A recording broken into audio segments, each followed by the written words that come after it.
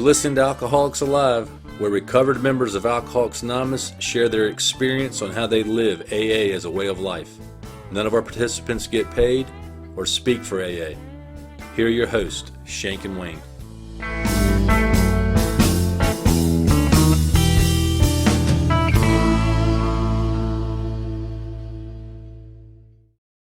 Hey, welcome to Alcoholics Alive. If you've been listening to the episodes on or the season on concepts, we appreciate it. If you're new, welcome. So we've been covering the 12 concepts of world service this season, and there's many things you can read on the concepts. There's AA Comes of Age. It's a great book. There's stuff in Language of the Heart on the 12 concepts. There's obviously the service manual that lots of AA members want to call the secret service manual, but I got one right here in front of me. It's not very secret, and you can actually download it on AA.org. There's great info in there on concepts. There's also a book called Our Great Responsibility that has general service talks that Bill Wilson gave. And there's a few other talks in there from some non-AA trustees. It's a great book. And then my personal favorite, the 12 Concepts Illustrated Pamphlet. So we did not. Cartoon. Yeah, you like that one, Shank? It's got the good cartoons on it. I hope they don't update it, but you know they're going to, or probably discontinue it since people use it. I digress. So we did not endeavor to do a deep dive on concepts. This is what we would call the plain language version of the 12 concepts. So we were just taking a real simple, practical view of 12 concepts and how they apply in general service as well as in our group and in our personal lives. So we appreciate you joining us. Shank, what is our Upon Awakening reading? Let's get started off on a spiritual note. All right. Our Upon Awakening reading comes from the book Alcoholics Anonymous, 4th edition, 2001, at page 25. And this says, "We were in a position where life was becoming impossible, and if we had passed into the region from which there is no return through human aid, we had but two alternatives. One was to go on to the bitter end, blotting out the consciousness of our intolerable situation as best we could, and the other to accept spiritual help."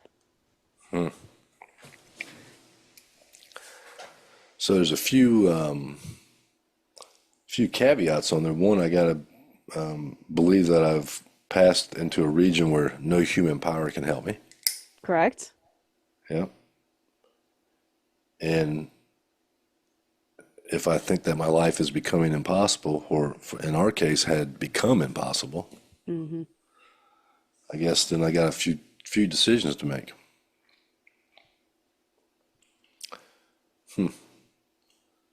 Go to the bitter end and act like nothing's wrong. I think the book calls that delusion. I don't think Or, I really understood what that meant until there were people I tried to help for 10 years, 5 years, many years who would drink again. And I right, know a lot of people say like, "Oh, if I drink, I die."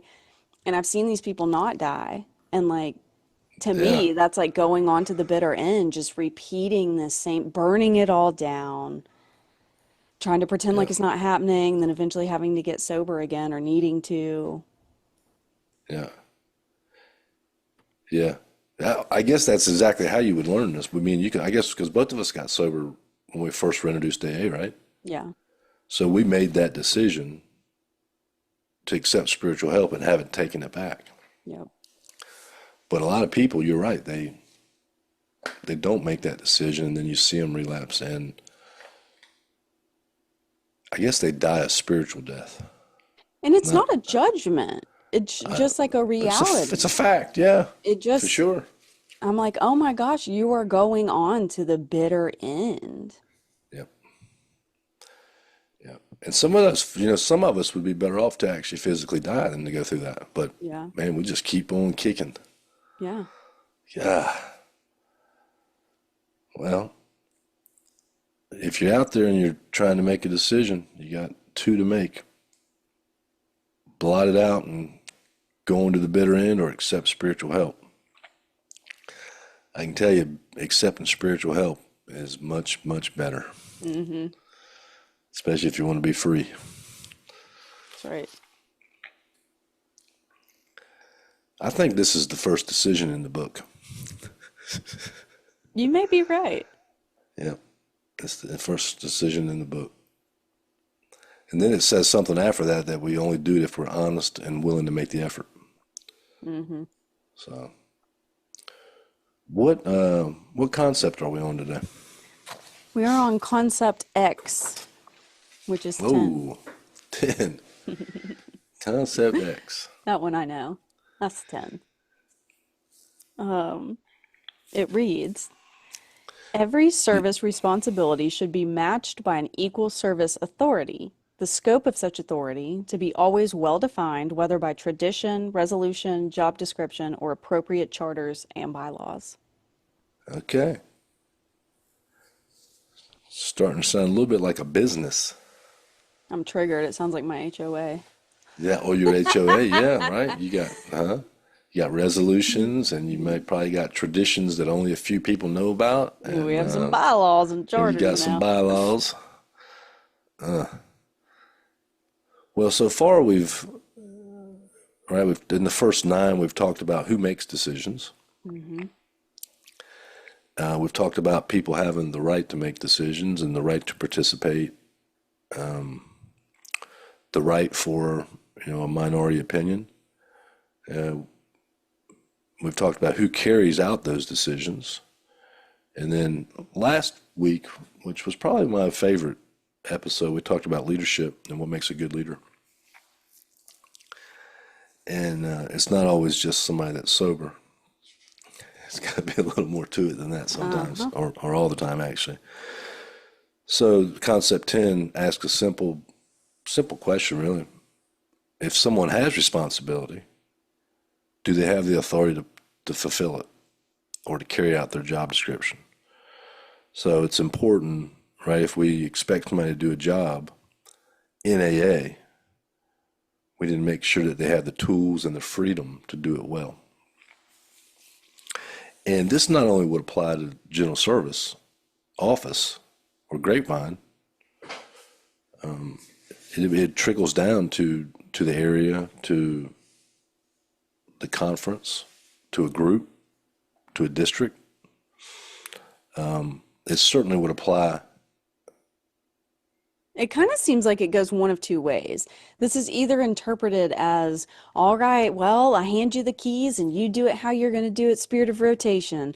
Or it's someone like really saying, okay, here's everything you need to do every step of the way, blah, blah, blah. Like, make sure you do this, make sure you do that. Yeah. Like, there's no kind of nuance of, yeah, share some things with the next person, turn it over and let them do it the way they're going to do it, but don't let them burn AA service to the ground either.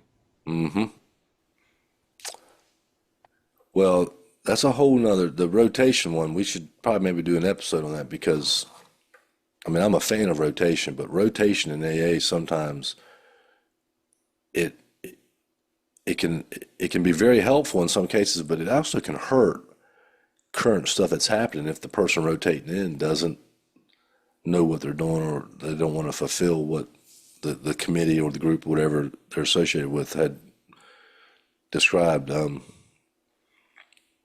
But it's a good analogy. So we should not assign a task to somebody without the power to carry it out. So basically, I mean, in short, this is saying that if we give somebody a job, even if whether it's at the grapevine or the general service office, if it's a staff member, or if it's a board of director, that they should have a clear idea of what their job description is. They should have a clear idea of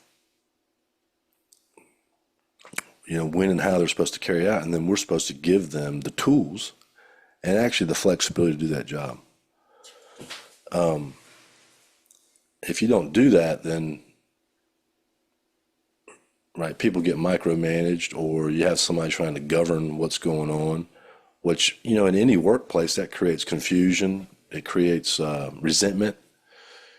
It creates a lot of what I call break room chatter and gossip. Mm-hmm. That's right. Yeah, which is never good. And it really it leads to an inefficient organization.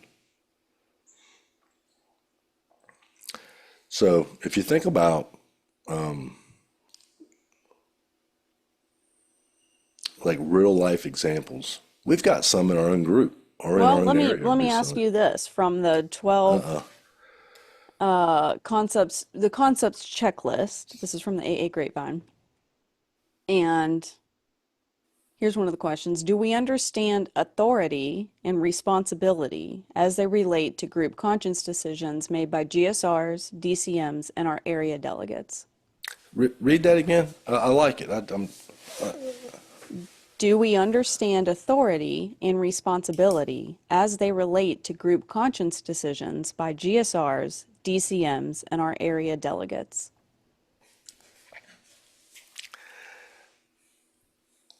It's a very good question, and I don't know that the majority of AA members or groups understand what that is. Yeah. Do they? I think our DCM has learned a lot in the position of what it Yes. means. Yes. Yeah.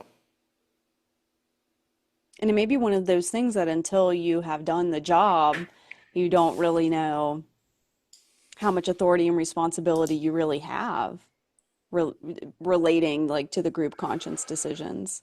Yeah. I think it's and I think a lot of it goes back to just AA's overall kind of general casualness and like love and tolerance and welcome everybody, that kind of bleeds over into some of our really important service work, and that we take this kind of casual nonchalant attitude towards it. And some of this stuff that we're talking about, I mean, it's important. They're important decisions, especially if they're going to impact helping another alcoholic. And it's really, really important for trusted servants to be informed on the issues, to be informed on the topics, to have all the detail, and to know that sometimes they're actually making some serious decisions or some serious votes. So I don't know that is all the time explained, especially when you got, the attitude is, I know I've said this many times, oh, little Jimmy's in the bathroom, let's make him the GSR, right? Or you'll hear, well, if we screw something up, we can correct it later. That's absolutely true. But why would you knowingly screw it up to start with? I think something that has helped me in the last several years is being a member of a group that has a steering committee. And I've been a member of a group that had a steering committee for years prior to my current home group, but who has a steering committee, and then having the opportunity to be the chairperson of the steering committee. And kind of the backlash that comes with expecting the group officers to have a lot of information to present to the group. We have a really large home group. And I think that it is our responsibility to do the research on any issue we're bringing to the group, not necessarily have it figured out, but our steering committee can make a recommendation to the group and say, here's why, here's all the information, here's what we recommend. And people can still challenge that. People can still say, oh, well, what about this? Did you think about that? But in most cases, we have. Yes. And Yeah. so, Very you were thorough. elected a group officer for a reason because you've been part of the group, because you're willing to spend the time to do more research, to know what's going on in AA as a whole and how it relates Yeah. to our group. Yeah. Yeah. It's important if you're going to get a job, you should do the job and you should do it well. But a lot of AA members don't treat AA the same as they would their own personal job or their own personal home. I mean, they can be on point at work or at home, and then they come to the home group and they don't, fulfill their responsibilities, or they'll slack with the information, or they'll sit the meeting up like, it's a homeless camp. I told somebody the other day, I said, would you, if you had a party at your house, would you sit the chairs and the table up like that? But you know what? It woke him up. He's like, well, no, I wouldn't. Well, Hmm. Yeah, that's right. Well, and anyway, the other thing is, okay, so we trust our delegate, to do the business of AA, and in our area we have pre-conferences, which are fake, but um, I it's a good do term. They I are fake. do wish that our delegate would just come back and say, "Hey, here's how I voted. Here's why. Here's how I voted on all of these items, and You here's know, why." yeah. Some delegates do that. I don't, well, ours has not. And I swear I said on a previous podcast I was going to ask her to send that to us, and I didn't. But I'm going to when we get off here. And it's not to be okay, like I'm sure I will have opinions and commentary about all of those things, but I think that that's part of the responsibility too, is to come back and say, you know what, I did get the sense that the group conscience of our area was this, but I voted like that Yeah, because of information I was given. yeah, yeah, yeah. And this concept ties into what you're talking about, right? So, I mean, a delegate should have its area's conscience on most of those issues, Hmm. but they do have the authority, or we talked about it, the right of decision to kind of weigh the pros and cons of decisions and kind of make their own vote. I mean, another example of this tradition would be, or concept, sorry, if you had a literature person in your group and they started ordering literature, right? And somebody's going to nitpick them about their literature orders all the time. We should give that person the autonomy to make the decision.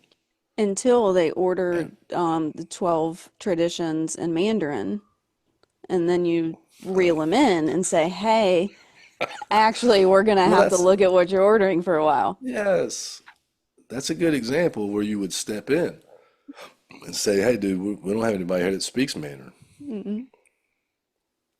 right?" But if you give somebody in your home group a job, they should have the authority to do it. They don't need to run every little decision by the group, Right. right? So, some decisions need to be run by the group, but some don't. Like an example, recently we raised our rent to the church. The steering committee came up with a very good plan of how to do that and what it was going to cost. They had to get buy-in from the group for that. They couldn't just make that decision. However, if we were going to buy Oreo cookies instead of Walmart cookies, Shank, the the snack person could make that decision Mm-mm. without running it through the group. Well, that's right. Or like if a if the cost of something goes up, or okay, our mailbox, we have a PO box. Does it have to be run by the group to renew it? No, that's a good No. example. No, right. That's a very good example. Like it's something that we currently have, that we know we have, that we pay for. And yes, okay, the price did go up, I don't know, a couple years ago when we renewed. And so yes, that information was given to the group. Hey, it used to be $10, now it's 20 or whatever. Yep, yep, that's right. The other side of this concept that just hit me, it also tells people in their jobs to do your job and not somebody else's job. Yeah. Now we've got a lot of that in AA too, where people want to get involved in other trusted servant positions and that's not theirs. Hmm. Or they want to govern or control what people do and don't do. And this kind of tells us to stay in our own lane a little bit.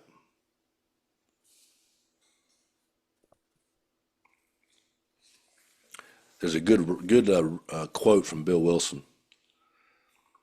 It says, "When delegated authority is operating well, it should not be constantly interfered with."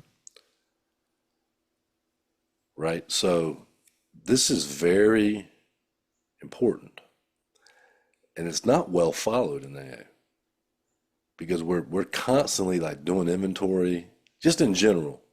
we're constantly looking at ways to get better and to redo things. And this kind of says it's not one of my favorite sayings, but it kind of says if it ain't broke, don't fix it. Yeah. It's kind of what he's saying. Hey, if stuff's running smooth, don't interfere with it. Let it roll. Mm-hmm.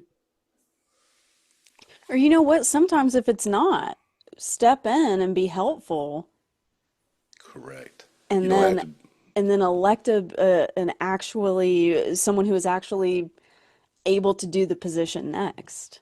Correct. Yeah. So in some cases, that's a good point. So in some cases, you do have to step in. So this is another thing in AA where, I mean, we've gone through this. Somebody's not doing the job. Mm-hmm. So we've given them the authority to do the job, but they don't do it. Right. So then what does the group do? Right. Because then you got people they're afraid to confront somebody. They're Mm-hmm. afraid to hurt somebody's feelings. Right. Then they'll kind of start, well, if he steals all the money, it's okay. We'll figure it out later. Well, no. Let's figure it out now. But just as an example. So sometimes you do have to step in and override, or you do have to step in and people have to pick up somebody's slack if there's a serious issue, Mm-hmm. right? So if somebody, and it's okay in AA, if somebody's not doing the job, it's okay to ask them to step down. Mm-hmm. Or in some cases, it's okay to tell them to step down. But we don't like doing that in AA. I know. And we'll let that stuff just kind of linger forever. And then it gets to the point to where it's almost impossible to fix.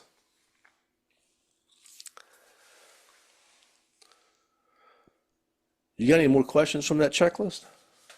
Well, why is delegation of authority so important to the overall effectiveness of AA? Read that one more time. Why is delegation of authority so important to the overall effectiveness of AA?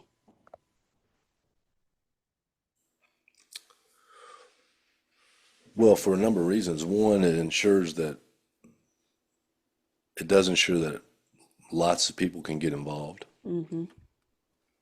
It teaches responsibility, and it prevents, one person or a handful of people. It's supposed to prevent one person or a handful of people from basically running everything.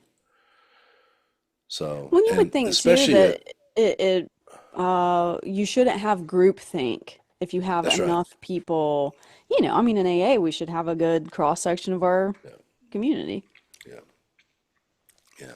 Especially like at GSO and the Grapevine. I mean, if you don't have delegated authority and staff that have clear job descriptions and clear kind of autonomy and authority to the job, stuff won't get done. Yeah. So, and in our own area, if we don't have like coordinators that are dedicated and delegated to do certain service aspects, then some of that stuff doesn't get done.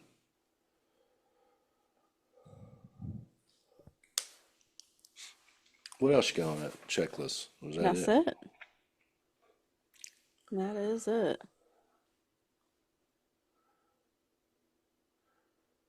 So it's interesting, like on this concept. I mean, kind of the same attributes that you would use at your job, Mm-hmm. or for an example, on an HOA board, Mm-hmm. or if you were involved in something out in the community, or if you were, a leader in your family, those are the same kind of attributes that you would do in a trusted servant position. You would need to be accountable. You need to be trustworthy. You probably need to practice some integrity, right? You need to have mutual respect for other people. And of course, my favorite, you got to practice principles before personalities, which can be hard to do sometimes. Like the principle of brotherly love, or The principle of brotherly love and of, what are those principles of brotherly love? No, mostly it's just the principle of keeping your mouth shut. Yes, this is a fact. Something that God's been working on me for a while. Yep, just keep your mouth shut.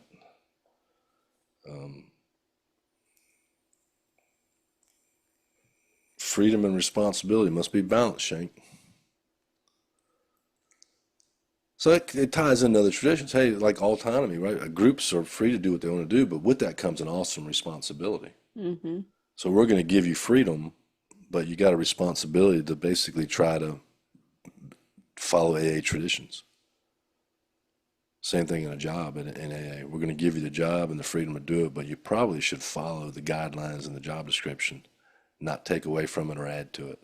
If you can't do it, tell us and we'll find somebody that can. Well, and something else that I've realized is some people that I've helped and sponsored over the years, currently, whatever it may be, they do treat AA the way they treat all of those other things, and it's not good. You Right. know, and so I try to lead by example of like I learned how to do a lot of these things in Alcoholics Anonymous. Yeah. I was always a great employee, Hmm. but I was able to be better, open a business, do different things because of traditions that I That's learned in right. AA. Yeah, that's right. Yeah. So if you're given a job in AA, make sure you know what the description is and what the requirements are, and make sure you have the ability to do that. And if you need help, When, ask for ask help. for help. Yeah, Don't wait for yeah, someone to help you. yeah, They might, but they yeah, might not. People may not know that you need help. yeah. And in some real way in some groups, some areas, we almost kind of shame people in the jobs that don't Hmm. want them or that they can't do Yes. them, and that's just wrong. When it's like, this is how you stay sober. Get That's this right. job. You That have to do this. that's right. This doesn't work and it's not true. So you want to move on to living sober shrapnel? Living Sober Shrapnel, which is our segment of lore, myth, and sayings taken from the booklet Living Sober. We have arrived at page 68 All right. in the book Living Sober. Booklet. Living Sober. So our first shrapnel. We're still in the little part, the chapter. I'm not sure if they call them chapters or not, but this is being wary of drinking occasions. Okay. So this is going to wrap it up for us. Our first Living Sober Shrapnel is face-to-face confidential revelation. All right. I've had a So few. this says, this face-to-face confidential revelation about ourselves in no way conflicts with AA's tradition of anonymity, which suggests that we not reveal those facts about anyone except ourselves and that we not make such announcements for publication or on broadcasts.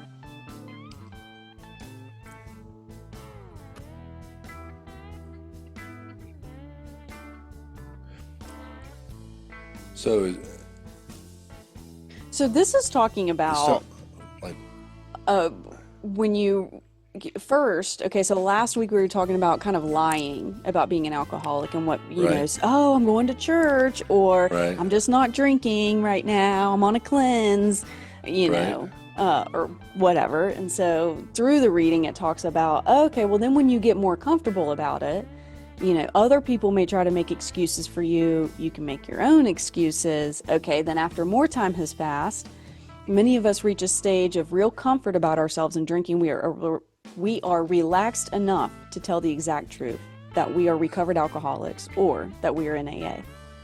So that is the face-to-face confidential revelation about ourselves. okay. That does not So, conflict with AA's tradition of so he's anonymity. saying that does not conflict with AA's 12 traditions or Correct. tradition of anonymity. Correct. See, a lot of people think it does, And it but does it say does that we not. are recovered alcoholics or that we are in AA, either one. Yeah, I like saying either one of those would work. Mm-hmm.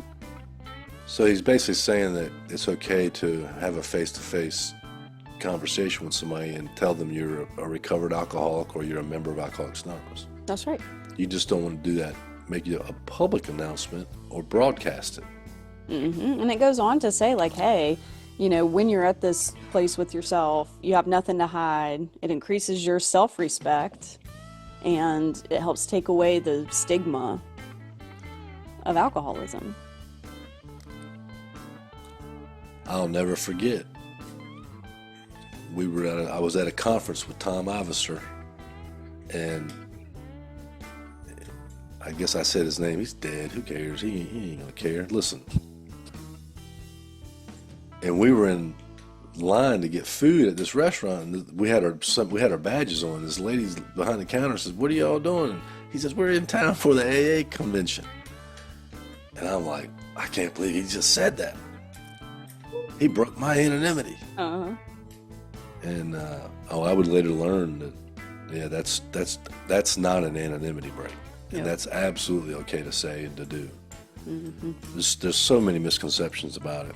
So, yeah, it says at the level of press, radio, TV, and films, and now internet. Mm-hmm. But it's fine for people to know that we're members of Alcoholics Anonymous. People need to know. They do. Yeah, so they know where help's at. Shank, I'm keeping this one. All right. We're keeping What it. do you want to keep it? Yeah, I like this one. So we got to start saying face-to-face confidential revelation. That's right.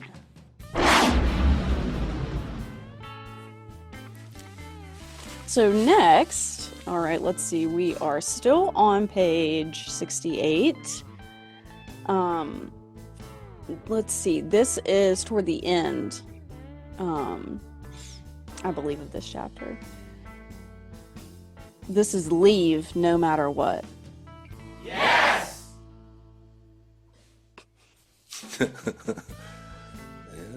Don't drink no matter what. Now you can leave no matter what. That's right. Okay. So this is the end of that chapter. It says, the ideas that got so deeply embedded in our lives during drinking do not all disappear quickly as if by magic the moment we start keeping the plug in the jug. Our days... Oh, wait, that's the last one. Okay, hang on. Okay, here's this one. Leave no matter what. Just one more thing about this matter of drinking occasions. Many of us have had the guts, if pressure to drink really got unpleasantly strong, simply to make an excuse and leave, no matter what other people may think.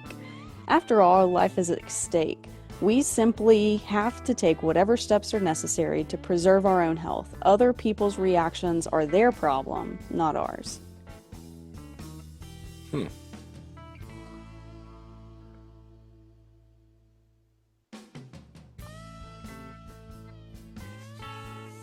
So he's basically saying if you're at an occasion or a party or something, and somebody's really putting pressure on you to drink, you should leave no matter what. Yep.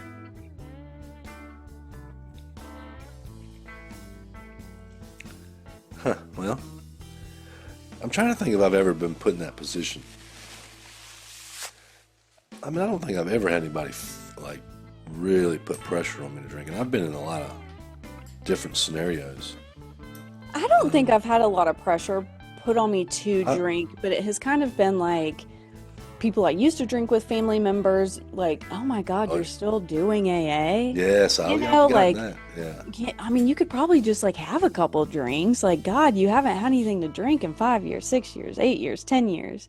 And so I didn't feel like it was like a lot of pressure necessarily, just confusion as to why I'm still a member of AA. Yeah. Yeah, I've had that. Yeah.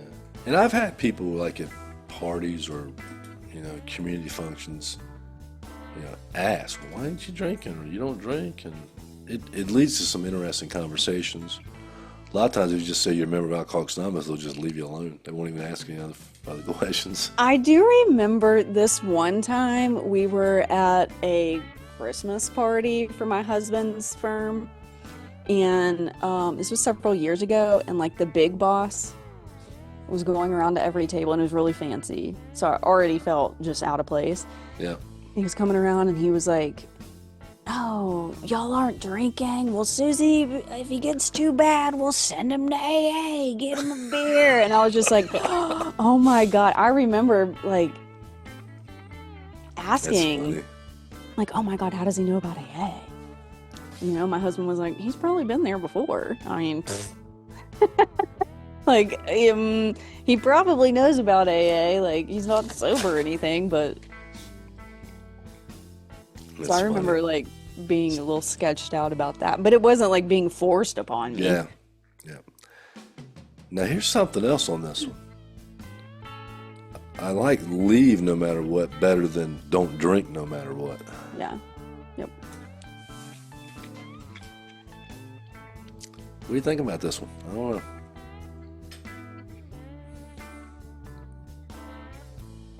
I think we can scrap this one. Yeah, I think it's out of here. This one's out.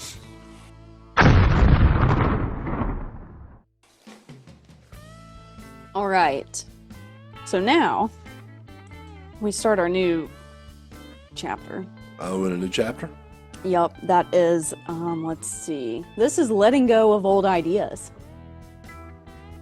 I like it. So our next Living Sober Shrapnel is Days of Wine and Sweet Adeline.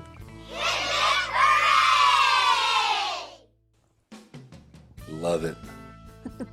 So this one says, the ideas that got so deeply embedded in our lives during drinking do not all disappear quickly as if by magic the moment we start keeping the plug in the jug.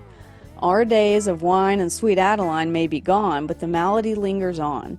So we have found it therapeutic to nip off many old ideas that start to sprout up again. And they do, over and over. Oh my God, this is gold. Plug in the jug. Days of wine and sweet Adeline. Nip off many old ideas. So, the days of wine and sweet Adeline, is that like reminiscent on the good times of drinking, or? I'm assuming so. So, Sweet Adeline was a popular song, but it was also an organization of women's barbershop singers. So Serious? yeah, this song was "You're the Flower of My Heart, Sweet Adeline." It was written in 1896. It was a hit in the Really? early 1900s, but it was Wow. often associated with the barbershop quartets. What if they trimmed and sang? What if they sing to you while they're trimming your hair? That's what they did. There used to be barbershop I quartets. love it. Days of wine and sweet Adeline.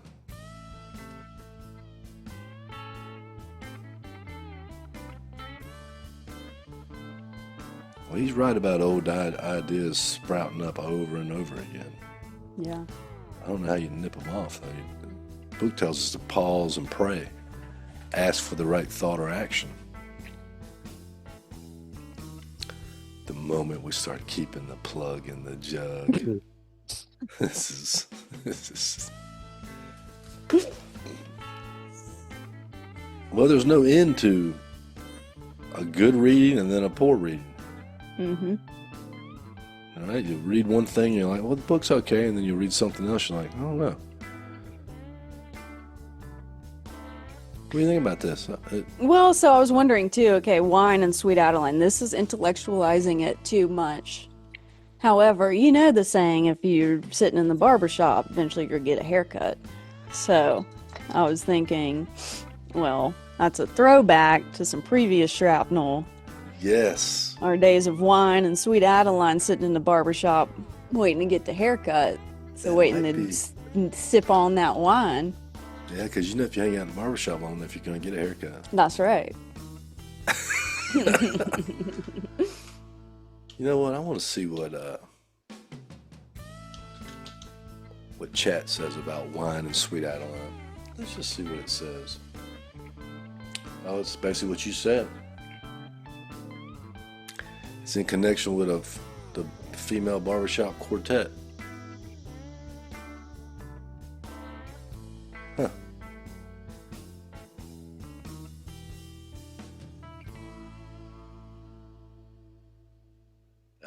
people would be after a glow. They would be like really like united and excited, and the phrase "wine, women, and song." I can get down with that. Was a common toast in earlier eras. Huh. Well, I'm scrapping it. It's out of here.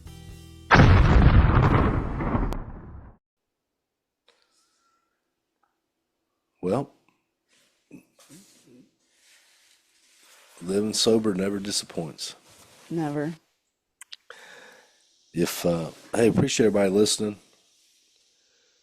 If you're interested in a deeper dive in concepts, you can read one of those books that we mentioned at the beginning of the podcast. And don't forget, the 12 Concept Illustrated pamphlet is really, really good if you just want a simple meaning of each concept. In the meantime, be free. Freedom. Thanks for listening.